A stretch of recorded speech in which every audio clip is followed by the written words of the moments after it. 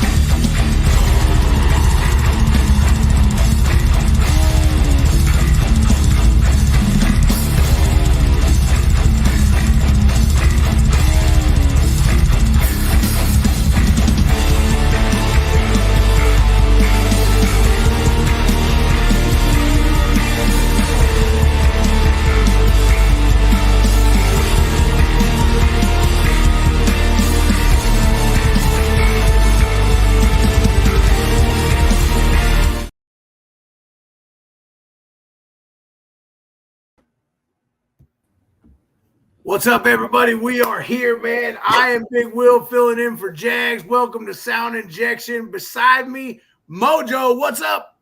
What's up, Big Will? I'm happy that you are here with me tonight because I am excited about this band. That's all I got to say. Here. So I'm going to tell everybody a little secret, man. We were pre-gaming with this band before the show, and I'm going to tell you something. You guys are in for a fucking treat, and I'm jealous that Jagz couldn't be here tonight, man, because this is going to be an off-the-charts, just fun fucking show.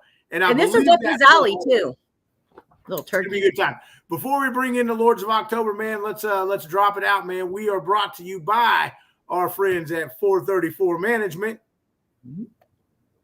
our friends at Amp Touring Gear. Hey, Hellfire Radio coming soon. It's coming, guys. Oh, Big Willie, we are getting shit done, man. Now that we got all of our drops out of the way, let's bring them in. What do you say? Let's do it. Lords of October, here we go. We're going to get all of them. We got the whole damn crew tonight. Whoa. Hang on, one more. There we go. We're all in, man. What's up, everybody? Hey. What's up? Go around and introduce yourself. I'm Uncle Salem. I'm the lead vocalist. I am he who is Lucifer Fulci. I play the bass and I'm a professional monster. I am October Phoenix and I play the drums. I'm Alistair Kane and I play the electric twanger. I like this guy already. We're going to have fun with this guy. So, Lords of October, man, tell us a little bit about yourself. Introduce yourself to the listeners, and then we're going to get into to our questions and answers. Now, listen. For those of you out there watching that are familiar with this band, I want you to jump into the comments and help the people that aren't. I'm going to encourage by the end of this broadcast that everybody go check this band out because you're in for not only a visual treat, but an audible treat, man. You're going to have a fucking eargasm, and it's going to be awesome. Mojo, would you agree? Oh, yeah, definitely. And you know what? Not even just the listening, but the arts and like the visuals and stuff, which we're going to get all into that because I can just do this for quite a long time. So let's just get into it, Will. Let's just get into it. Let's do it. Let's do it. So, Lords of October, my first question for you is this. What in the hell would you guys classify yourself as a genre of music? Horror, punk, metal, Weird, anything goes. That's what I always say. I always say horror punk metal. Punk It metal. works. I feel that. I feel Yeah. that. Yeah, it's Kind of a little weird, bit of everything.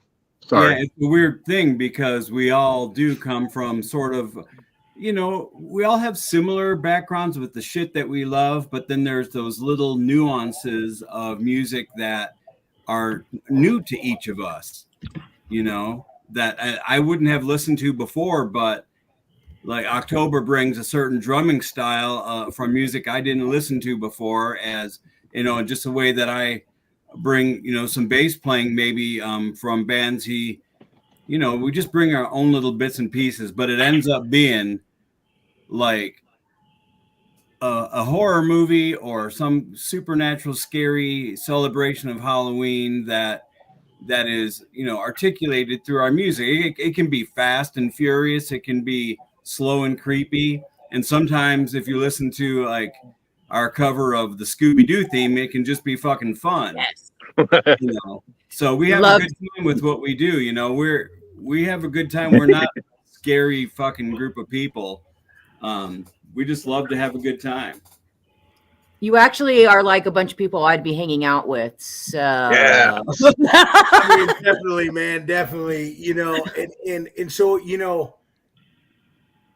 let's just get right into let's just get Mojo. Let's just get right into it. Let's just go right for the kill shot right here. You guys, as a group, have as a whole, and I'm gonna it's gonna be individualized as well. But as a group, you guys have one fucked up mind, man. Tell me what's happening. You guys come up with a fucking idea. What drives that idea? Is it lyrics? Is it guitar riff? Is it an idea for a horror movie? Because is it this later, but all of your shit ties together into beautifully created chaos. So inside the fucked up mind that is the four members of Lords of October, how do you start this process with a song? Well, oftentimes Lucifer comes up with a riff, sometimes Alistair or October comes in with a drum part, and basically we shape it from there. So like whatever they have, if it's something that's just pulsing and, heavy, then, the lyrics kind of follow suit with that. And there's always some kind of visual thing going on in all four of our brains. We're all very visual thinkers. And so it has a cinematic quality almost right off the bat. Everything we write sort of has a big feel to it, a big cinematic feel to it. And I know I write the majority of the lyrics, but it's almost always based off of an idea that Lucifer brought, or like I say, Alistair or October. And then we just shape it together, and it makes a good goulash. The goulash. Yeah. In fact, I always gotta give these guys props. They are, and sometimes these terms are too often used with bands when they say, these are my brothers, this is my family, but literally knowing, I have known Alistair since he was just a wee lad. He's the young one of the bunch.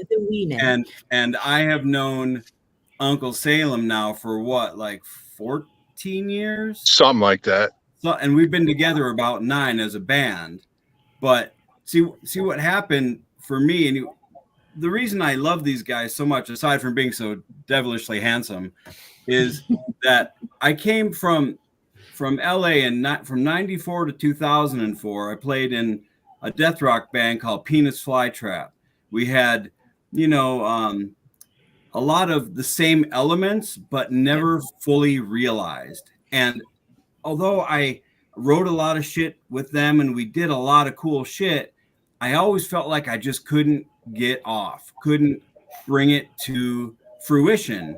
As much as I love those guys in that band, finding these guys years later, they could actually and wanted to play so much of the stuff that I had in my brain and could help me form it to make something that I've always wanted to do. So whatever it is that I come up with, they just make it better.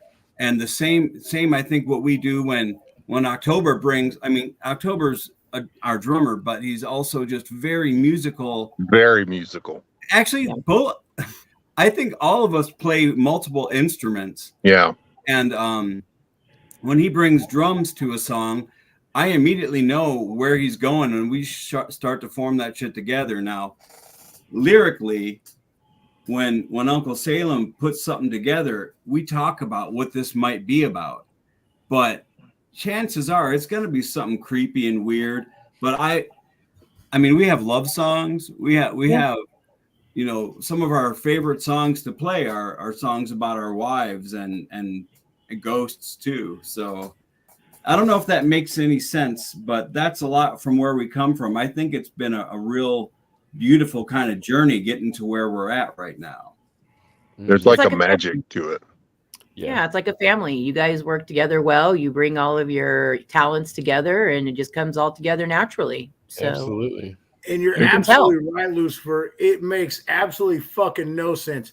But neither does the finished product of how, I mean, and what I mean by it doesn't make any sense is because if you're into things that you think you know what the hell's happening, but you're into twist, watch a fucking Lords of October video.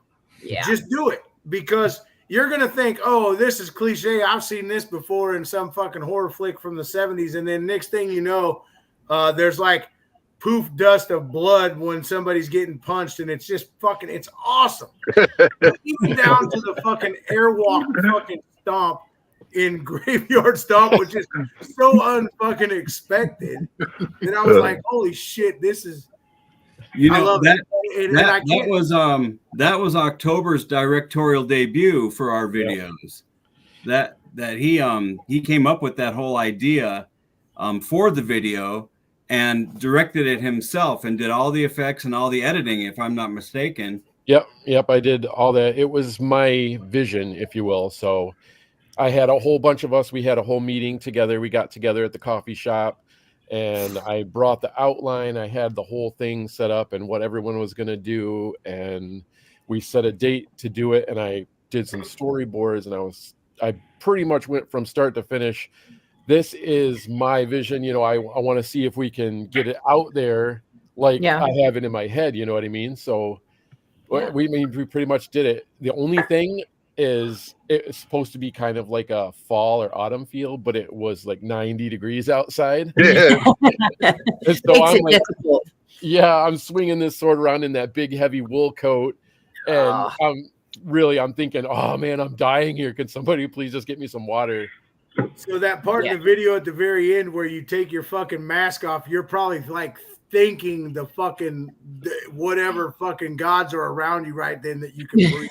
Absolutely, yes. We did that actually on a different day. So if you notice, most of the video is shot with a certain aspect ratio, and then once it gets to a certain part, the aspect ratio change. And I tell people, it was all creative license or whatever you want to call it, but really it was because we switched phones. Different angles. Yeah. So that was actually shot on my phone with the narrower aspect ratio, and we did that in the Lucifer's backyard. All of it was done right there in his backyard, and we kind of like tried to change it up a little bit just to try and get better angles. But yeah, it was less cool or less hot that day, so it wasn't so bad. Yeah, but the cemetery itself is not in my backyard. That's actually Thanks for clarifying. It's actually a few doors down from my house. I lucked out and bought a house by the cemetery, like the song or the movie. Yeah. So we did go there, and it was funny because there were some people that weren't in the video, I think, that were just visiting people in the cemetery that were like, what the fuck is going on? Right? Can you imagine? How's it going? Everything okay? What the fuck are these guys doing? Damn great Robin Satan worshippers. You know, that's one of the cool things that I've heard over and over in the years is people, you know, they see us, especially in the makeup and everything. I mean, some of us look offensive to begin with without it, but in the makeup, they see us and like, holy shit, they're going to be like some kind of black metal band or like, Cookie Monster vocals and shit. And then they'll hear us and be like, what the guy sings? There's melody, there's harmony. And like, well, yeah, that's a big surprise. And if you talk to us, then you find out like, well, yeah, we all love Halloween. That's like a fun thing. We got children and our families know one another. And, that's what it's about. We're not we're not out to kill you. Yeah. Well, maybe not yet. So we have a question coming in from the field that I think is a good question. So I'm going to go ahead and put it out there. The question was, where do you guys get your inspiration for your makeup? We had decided early on that we were going to wear some kind of simple Scully kind of makeup, and it kind of just evolved. But it must be said that 3 of us are huge Kiss fans.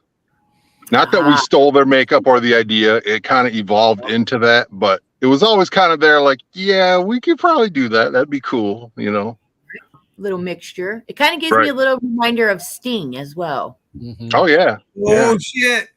Yeah. Oh, shit. That's Alice. I knew there was a little bit. There's a little mixture of a couple. We got a couple wrestling fans. It's just it's really dark, but it's not.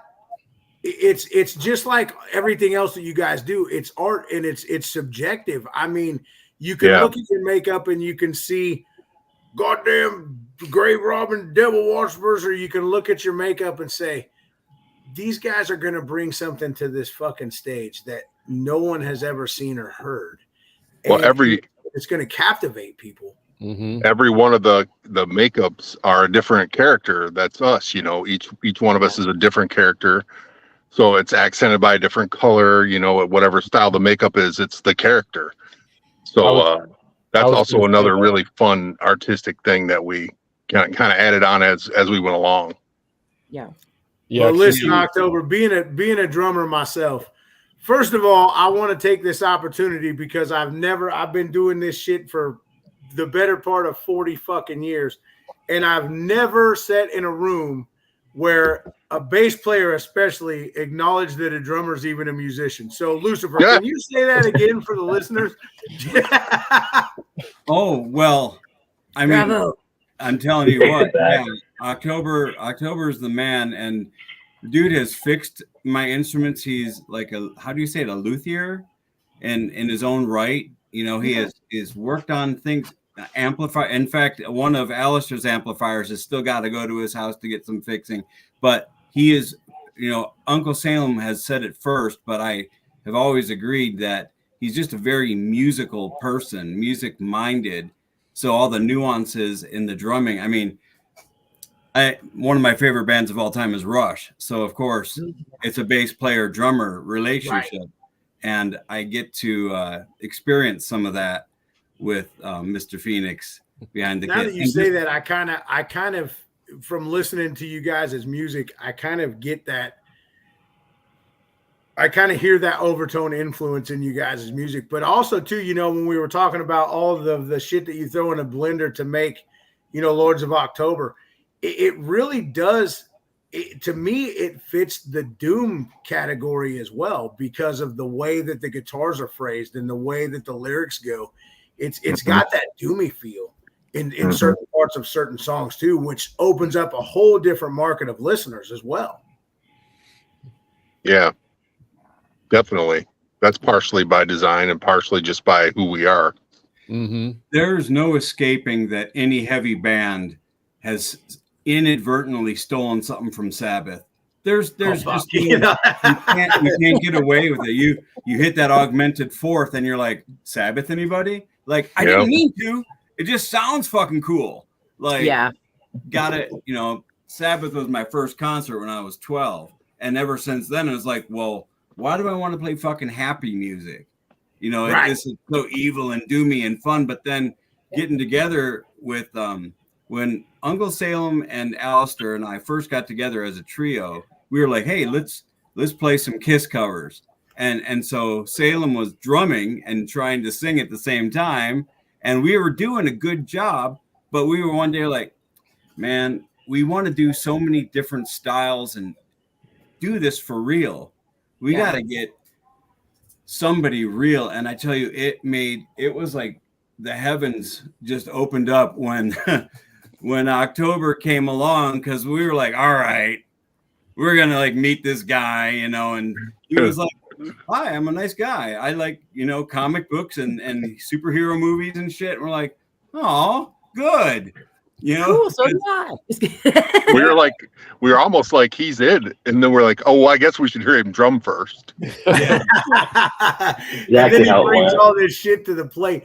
But back to my question was, being a drummer and myself, like I could never I couldn't picture playing an hour and 15 minutes in the hot ass stage lights and the back corners of the fucking stages that we get stuck in, with let alone pants on, but makeup on top of it, man. Does that suck during the live show to have that makeup on? Is there ever a point where you just want to take your sticks and rub it off? Absolutely. There are definitely times like that. It's all airbrushed on, so it's crusty and it's sticky, and sometimes I'll close my eyes and my eyes don't want to open back up, and it's it's uncomfortable. But you know what? The one good thing I say, I used to have black around my eyes. As it evolved, we kind of just went to mostly white with just the slashes. I am so glad, because that black paint is so hard to get off. Yeah. Yes, but, it is. Oh, yeah. Like anytime, I'll be very careful up until when we play to not touch my face at all. Afterwards, I'm like, that's fine, because I can rub my face and everything, and it'll come off afterwards. But like up until that, it's just uncomfortable. And sometimes even right after I play, I'll walk into a bathroom, just wash it off. You know what I mean? I don't blame you. Right.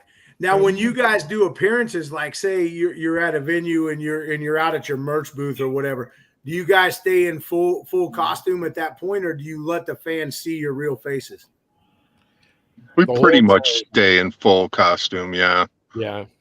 Pretty much. Because, I think the expectation of it is kind of there. They watched you play for a while and they want to come down and see the mystique and, that part of it. And, and plus it's just fun to be in full costume, Might do it around the house if my wife would let me. Every day's Halloween for you guys. That's right. It's okay. Tell your wife that it's okay. There is such a difference though. Like from '94, when I was in Flytrap, I was doing the grease paint, the stage makeup, and that shit fucking sucks. That's like the Kiss makeup. That sucks. Yeah, fuck that. Yeah, it feels like Vaseline on your fucking face, and you can't even sweat through it. This stuff, I mean, for me, it's a huge upgrade from that kind of thing. And we used to have like a professional team doing it for us, and we had some ideas. If you look back at our very first makeup pictures, they're fucking cringeworthy. They're just like, we were experimenting with looks, and actually, I always thought Uncle Salem's looked really cool. I tried to steal his a little bit, but then when we evolved a little bit, and we said, well, we didn't want to keep using this team. They're great, and everything, but it was like having to wrangle other people. And my wife is an artist, and she said I could do that shit. So we bought all the stuff, and she started doing it for us and helped us to get the style and the professionalism that we have now. And I will never go back to fucking grease paint. Fuck that. Yeah, no way. I have told way. You can't even put that shit on my forearm. Fuck you. I'm not to get that away from me.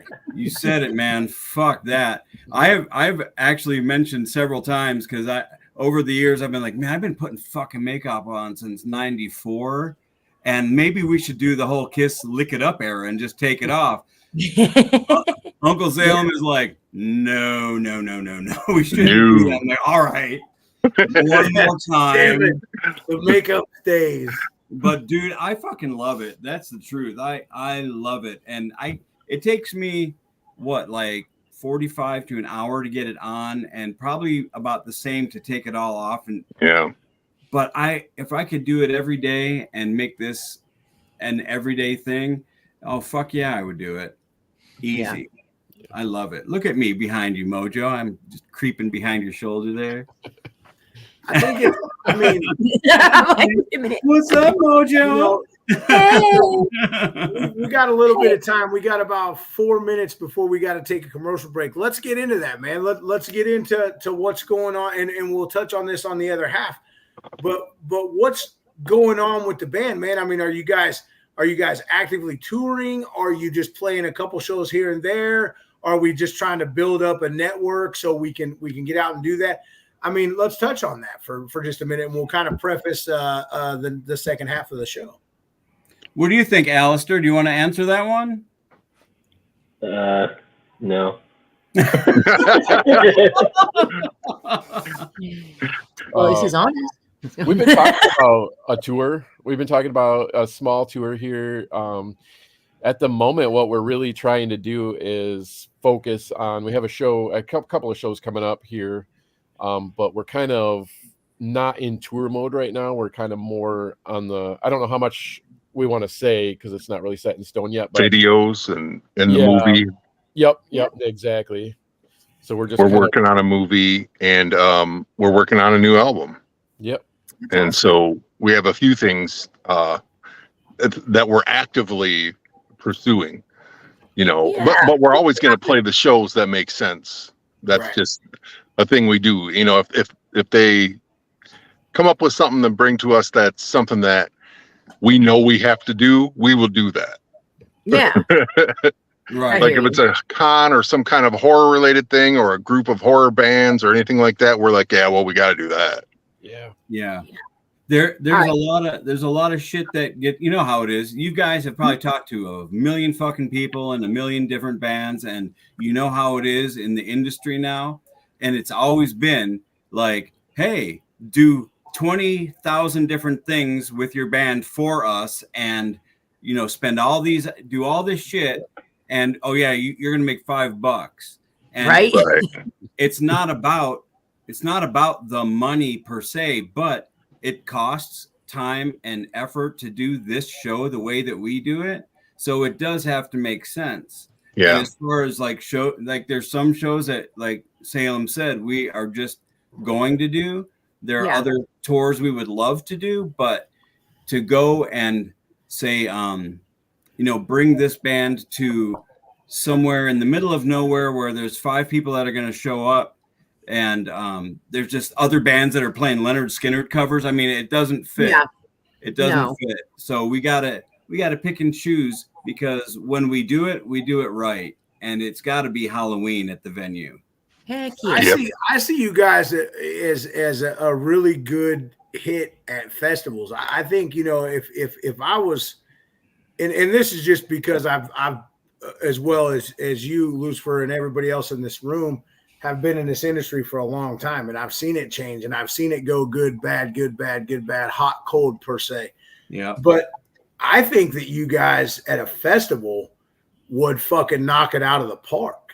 Mm-hmm. You know what I mean? Yeah. Just because there's so many different walks of life there, that there's truly something for everybody. So even if you were on a Milwaukee Metal Fest, fuck, you're going to get fans and you're going to get listeners and you're going to sell t-shirts there. You know what I mean? Just because it's something, A, it's something different, and B, it's, look, I'll use the band Ghost as an example. Look what they did. You know what I mean? They came out of nowhere and they started playing with bands that they didn't even come close to fitting with. Right. And they put up with the haters, and they kept doing it and stayed diligent at it, and look at them now. You know what I mean? And to all 10,000 people that don't like them, there's 2 million that bought their record. So right, who gives a shit? You know what I mean? If I got 10,000 people sell 2 million records, I'll do it all day long. I'll do 20. Yeah. I can look out in the crowd and see some people being intrigued that you'd be surprised, like, oh, they like us. I can tell, and it's somebody you wouldn't have thought would have liked us. Right. That dude with the fucking Slayer shirt on from 1984 is gonna like you guys. Yeah, absolutely. 100%. Hey, let's take a commercial break real quick.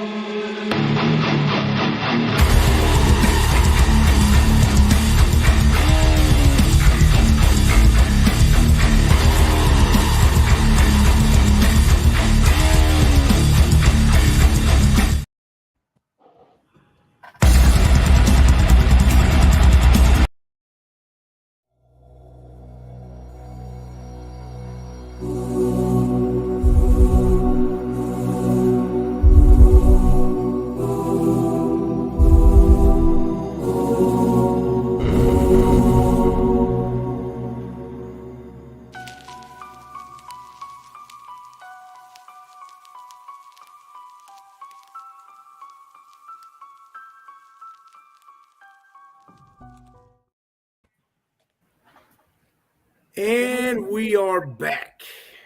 All right. Yeah, I like what you were saying about. I fucked up the mix of the commercials. Did anybody else notice that? I saw that, but it sounded good. I like the riff. Well, yeah, but it was kind of the outro, we'll say. I was just putting my own twist on it. That was the Big Willie Rock Salt Radio Show made exclusively for Sound Injection fucking remix.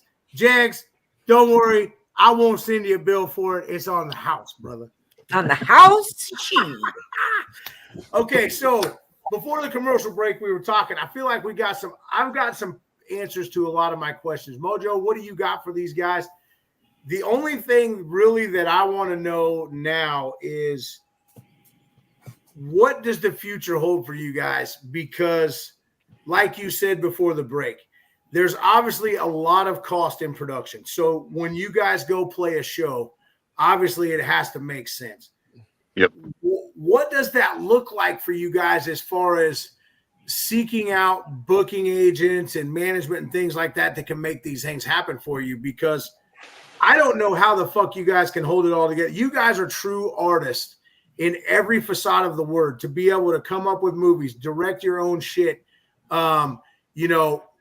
do all the things you do and still write music and then still maintain your day-to-day lives, man. You guys as creative minds are just on overdrive all the time. And Lucifer, we can blame it on the coffee all we want to, but you guys have a fucking gift. Together, man, it makes beautiful shit. So what does the future hold for Lords of October, man? Can we expect to see bigger shows, festivals, things like that? Are you guys working with anybody that you can talk about right now to help get you to that level? Well, can I take this one, you guys? Yeah. Yep. Yeah. The future. He said no. Fuck him. So the future. He's like the child I never wanted. Oh, I love that guy. So yeah, the future is working with what we got to do what we do in the biggest way. You mentioned Ghost, and that's what I was trying to riff off of, because they do have that appeal that transcends, not just musically. Like them, you look at Ghost and you think they're going to sound a certain kind of way. Then you hear them, you're like, what is this? Like Halloween pop music? What the fuck? And they infiltrate the airwaves by doing what they do. And of course, they've, escalated. For us, we want to utilize multimedia aspects and continue to do the shows that make sense and things that are, good for others. If they're, it's not just about going and playing shows that are festivals or things like that, but also open to doing benefits for the right kind of cause. I mean, we're we're open-minded and willing to be helpful for causes that are correct. And more than that, we just want to capture the element of horror and Halloween and be able to spread it through, like what we were talking about. This movie that we're going to be doing is a feature that is kind of like a pseudo documentary, sort of a little bit of a paranormal twist on it, and something that if you don't come out to a venue to see a loud band, you might be in your living room switching on Amazon thinking, okay, Friday the 13th, the Gates of Hell, what's this Lords of October? And next thing you know, we're a family name. And that's really the key, is to getting into the household and taking over the airwaves in ways that, are accessible to anybody and everybody. Like I said, they might call me Lucifer, but we sing Scooby-Doo covers and we have families ourselves. So we're not trying to be like, satanic and shit. There's just scary elements that we can, hopefully transcend with, into multimedia, into, I was going to say home video, but, fucking VHS. Right. Yeah. But We want the airwaves, baby. yeah. Well, now listen, this is a staple. The way you just answered that question, I'm drinking your Kool-Aid per se, because this is smart fucking business. And I'm going to tell you where your experience and your tenure in this industry showed right there to anybody that has that same tenure and that same business mind. If you make a movie, okay, let's just say me and Mojo make a movie, and me and Mojo are in a band, and our band is the entire soundtrack of that deal. We make far more money royalty wise off of that fucking song than we ever would going up in it fucking live. So true. Bad manners. It's fucking smart business. You got it. You guys have a concrete plan of how you're going to dominate fucking people, and I love it. This is what I wanted out of this fucking interview. And thank you. And as far as like the bigger shows, well, right now the couple shows we got, they're really nice choice shows. On the 8th, we're playing with a band called The Convalescents, kind of like a Slipknot type band, and Green Jelly, which are, you know, the classic The Three Little Pigs. Yeah, we're doing that. You and then them from LA back in the 90s, don't you? In September, we're in Indiana with the Jasons and First Jason, which is Ari Lehman from the first Friday the 13th movie. Do you guys know First Jason? Do you know who that is? Yeah. I know of him, but I don't personally know him. We play with him quite often. A great dude. Yeah, we've played with him a lot. So we're going, like, those are shows we're going to be doing that are booked. October is usually very busy, but we haven't chosen exactly which gigs we're going to do then. But we also just have our grubby little fingers and other elements of media. You know, some of us are authors. We've made movies. We have, we have books and podcasts and all kinds of crazy shit because, well, my mind works overtime and my calendar is my best friend. Mm-hmm. Yeah. So what about and this is just something that I'm asking just because I'm greedy and I'm selfish and I love your videos. What about a comic book series? That's something that we've been talking about for a long time, actually. Yeah. That would be fucking sick. With you guys' fucking mind, those comic books would be the shit. They would be better than fucking Jeffrey Dahmer's series. It would be so fucked up you would have to read it. We have like some story ideas and especially an origin story that we've been talking about for years that we would love to do at some point. I think we will do that actually at some point. I'm saying that's going to happen. Yeah, we talked about that because the music videos were kind of supposed to be kind of like that too. So like, the Graveyard Stomp was my origin story. And then we had thought of, we'll do another one. And I just saw Britt come in there. Britt actually was in our Graveyard Stomp. That's video. Right. She was. Yep. Yeah, she's great video, guys. And if you guys haven't seen that video, you guys need to go check it out. They're on YouTube. They're all over the place. Go check them out on Facebook too. Just type in Lords of October. That's all you got to do. Yeah, you don't even have to like button and fucking follow them and actually pay attention to what they're doing because I've said this. I've shifted my thinking. I'm gonna stay away from the word support from now on because that fucking word is so foreign to this industry right now. I'm not gonna say it, but by liking and following somebody's work, you then are working together.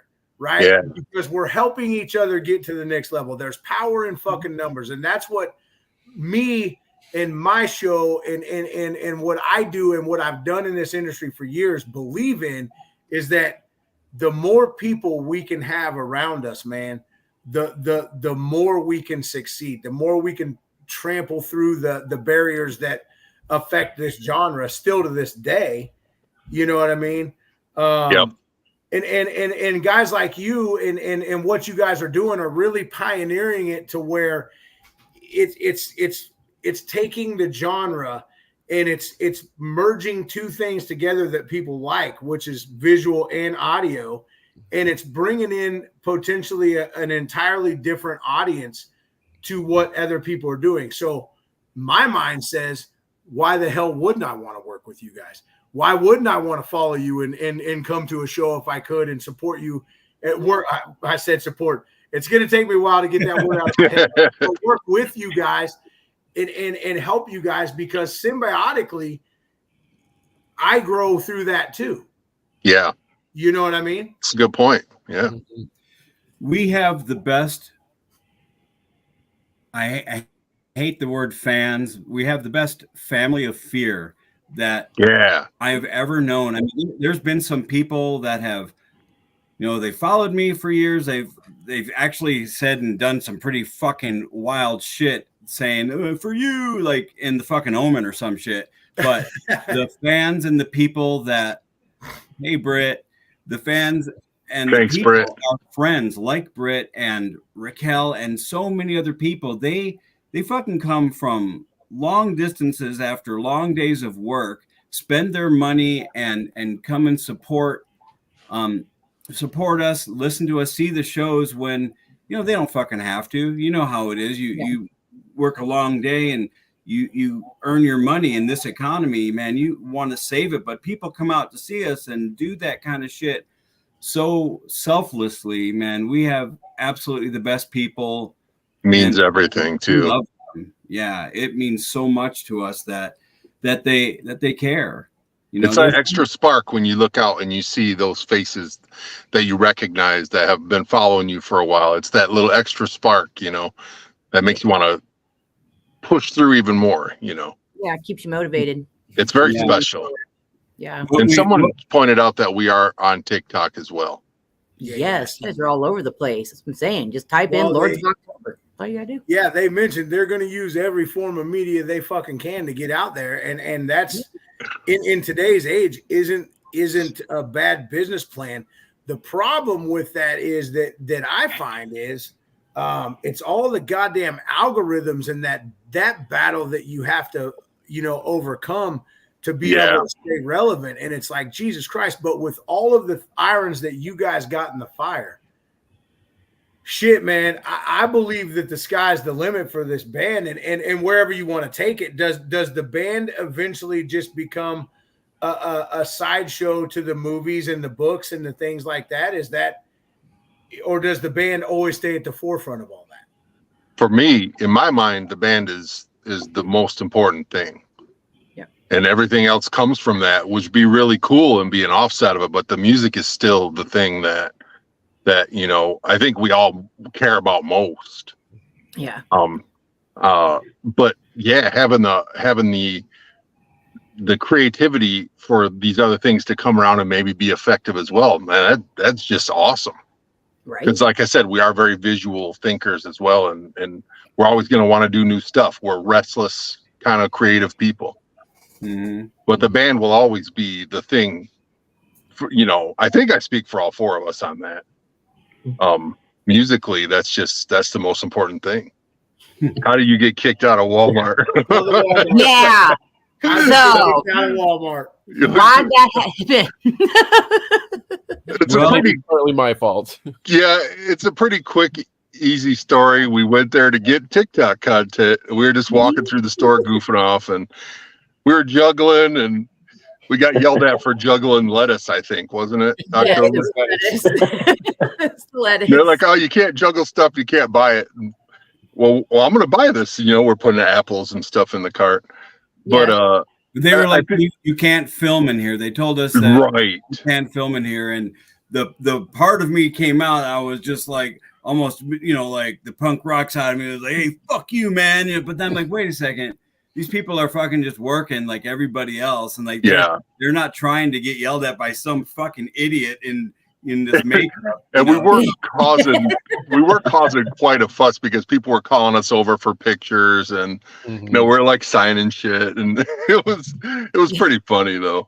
Yeah. But there was one dude that came over and he told Uncle Salem, he's like, oh, well, I like the cross on your head.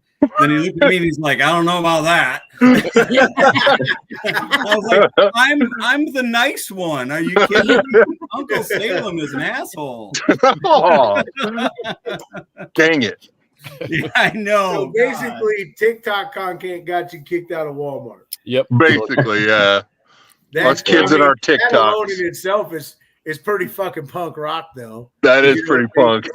So I'm going to share a story real quick about this one time that I fired up a bunch of shit with Walmart, and I got actually an email on the Rock Assault page from their corporate office.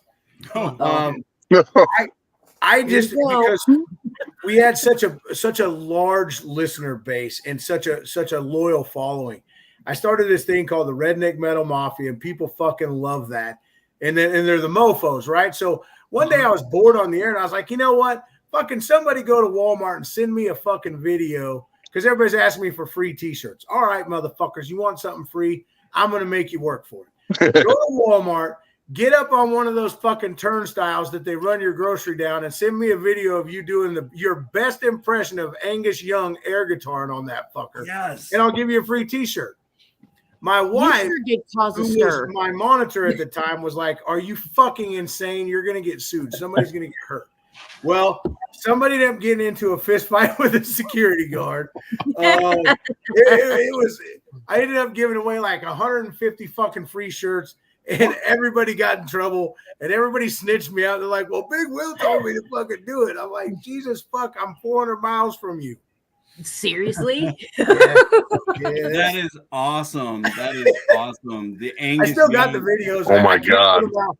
I can't put them out on the internet, but I still got the videos that everybody sent me. Awesome, dude. You are the man. I tell you, man. The whole just the stuff that you are into, the stuff that you do, your shenanigans. I think we would hang out in real life here. Definitely. I Oh, yeah, would for hang sure. out with this guy. Yeah. For fucking sure, man. I would run around with a fucking fake chainsaw behind you guys and scare fucking It's our stage show. fucking great. Mm-hmm. Right. What else? What do you got, Mojo? I've been taking the show. Well, yeah, and you took all my questions too. So great minds think alike.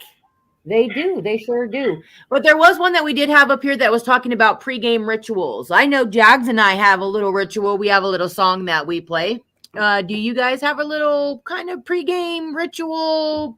Drink 3 drinks, twirl around in a circle, play a certain song. What you guys do?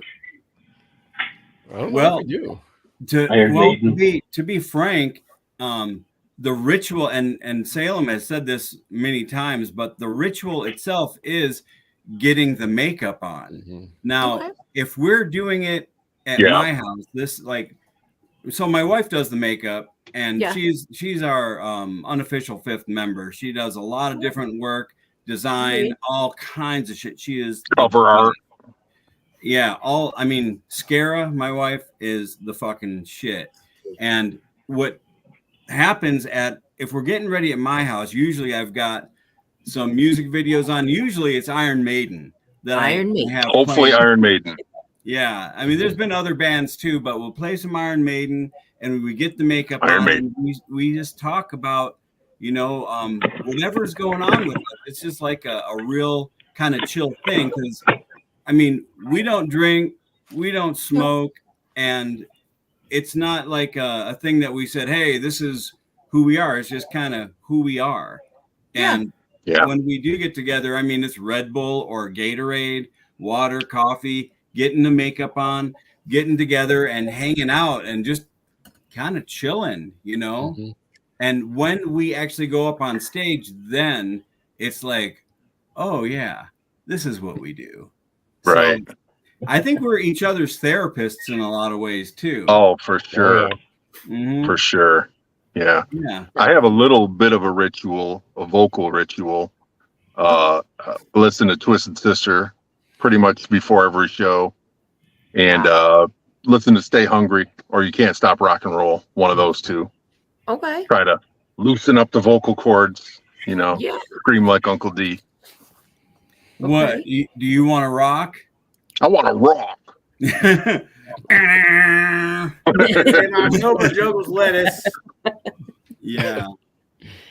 Well, I Juggle know lettuce, yeah. He when does that before shows.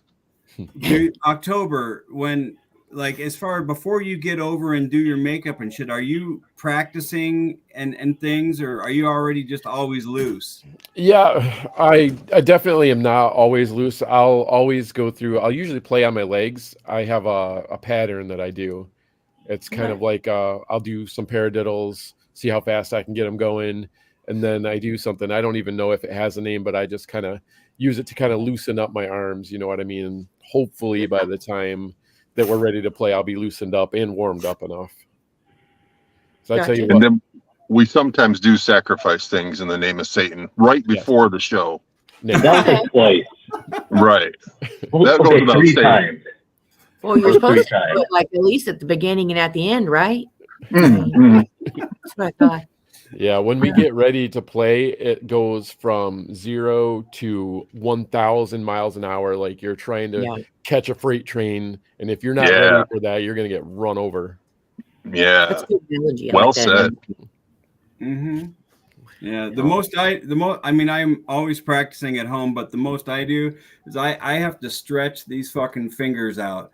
I don't wear rings when I play. I fucking can't do that. I gotta have my fingers loose and stretched. And I mean, I'll ask my wife to just, pull on them, pull back, and then just get them really, really loose, keep them warm. And then for however long we're playing, I need to know that I can keep up with these guys, because some bass players, that's cool if you're Cliff Williams chilling in the back with AC/DC, Ian Hill, Judas Priest, that's cool. That's cool. That's their part. That ain't me though. And I like to be able to play and match what he's doing on the drums, because that's what it's about for me. Like Geddy and Neil Peart, when they are together. They are a freight train of a rhythm section. It's a very hyped feeling when they're locked in. It just drives us. It's literally feels like a freight train. I thought that was a really well said thing. Oh, thank you. When I say that, what I'm visioning is when we play Sonic Reducer, and when we play that part in Skin Hunter, where Lucifer and I are it's just me and Locked him, in. and we're just going. I mean, Alistair's playing too, but Alistair. So it's the quiet ones you got to watch out for. That's right. That ain't no It's shit. part of the song because I'm not playing. Flip out and really kill me one day. But that's it, man. I mean, I fucking I love to play. I've been playing for fucking 40 years, and now I just get to play with, like, I was gonna say I've been playing with myself for a long time, but it's been playing. Now that we all know,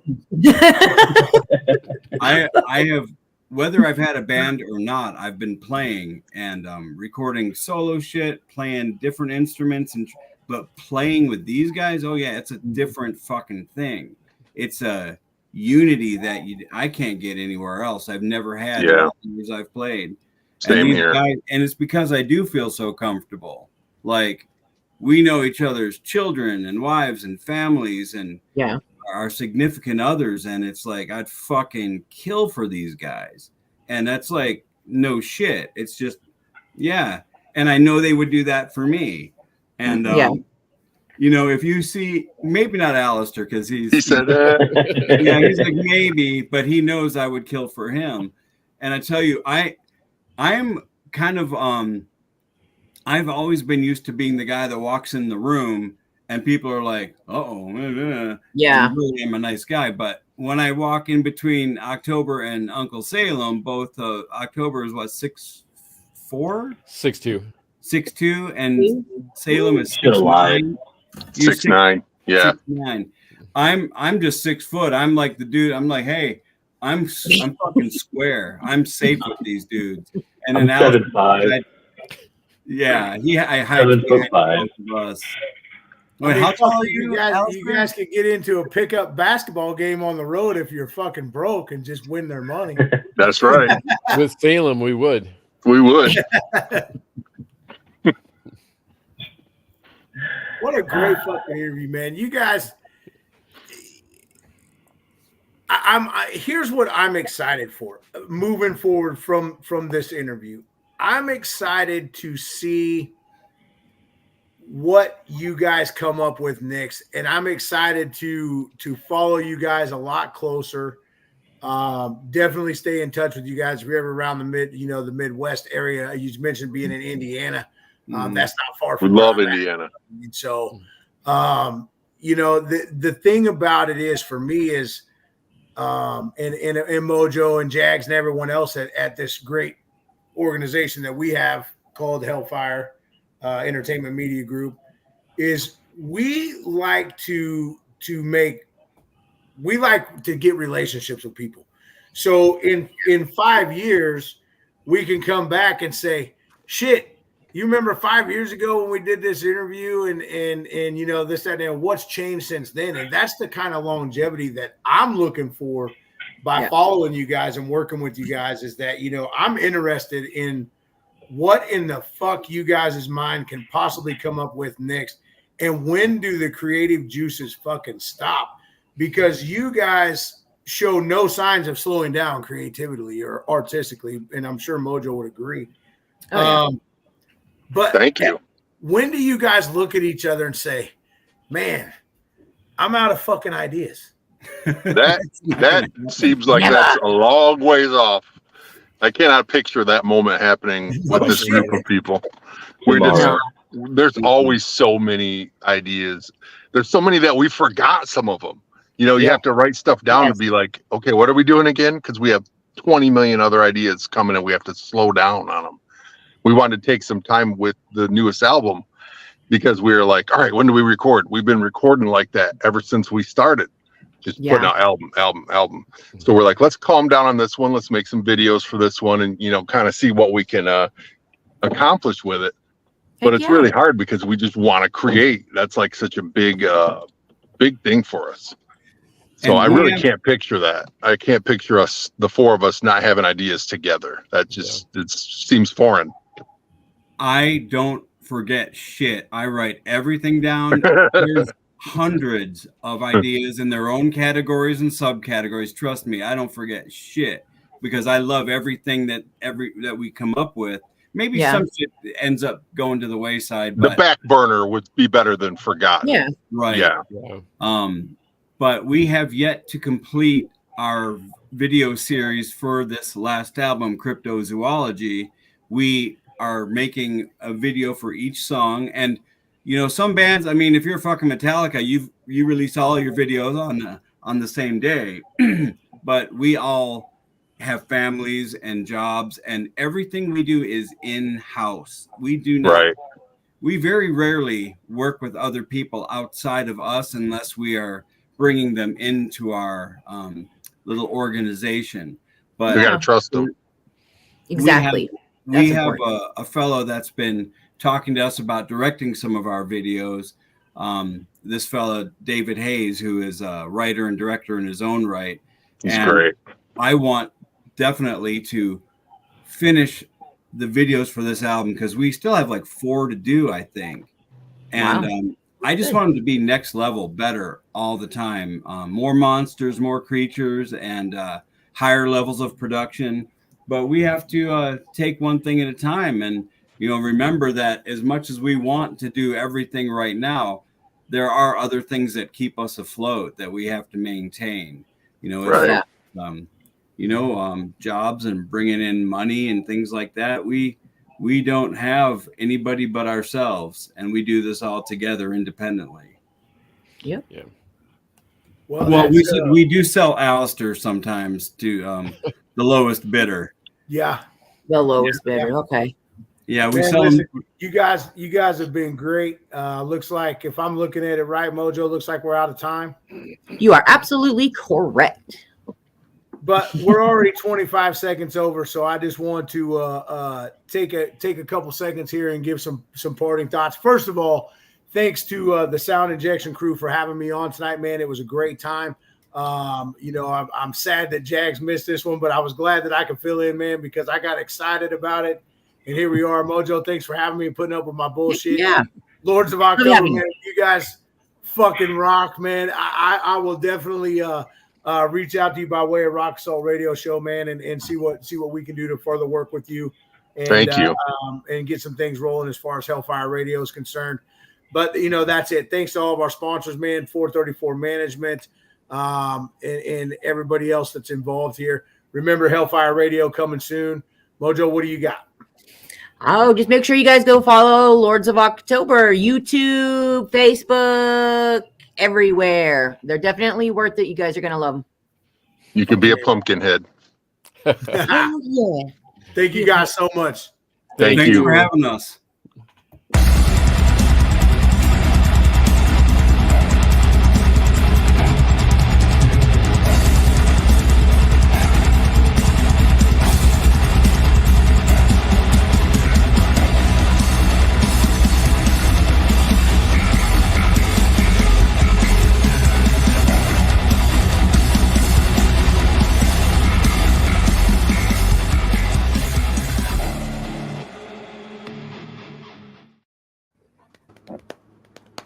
What up?